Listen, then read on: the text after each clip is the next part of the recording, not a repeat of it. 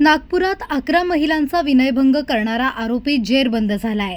115 सीसीटीव्हीच्या आधारे पोलिसांनी ही कारवाई केली आहे। महिलांचा पाठलाग करून विनयभंग करणाऱ्या आरोपीला बेड्या ठोकण्यात आल्यात।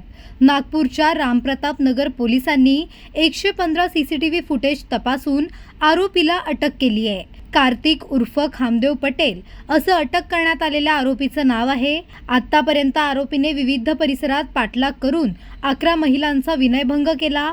आरोपीवर पूर्वीचे 10 गुन्हे देखील दाखल आहेत। एका महिलेच्या तक्रारीवरून प्रतापनगर पोलिसांनी आरोपी विरुद्ध विविध कलमान्वये गुन्हा दाखल करत पुढील तपास सुरू केला आहे। 25 ला घेतलेला होता। त्यावेळेस आमच्याकडे 3 ते 4 गुन्हे असे अनडिटेक्टेड होते, ज्यात मुलींना छेडखाण करणारा एक व्यक्ती होता। तसेच या आता 4 महिन्यापासून काही रात्री मुलींना छेडखानी करतोय म्हणून आम्हाला माहिती मिळत होती, पण विद्यार्थी मुली असल्याकारणाने ते कंपनी द्यायला तयार होत नव्हत्या। त्यासाठी आम्ही डिकॉय बंदोबस्त पण लावलेला होता। एक आमची लेडीज PSI आणि महिला अंमलदार यांना सिव्हिल ड्रेसमध्ये टाकून आम्ही गाडीने डिकॉय बंदोबस्त लावलेला होता।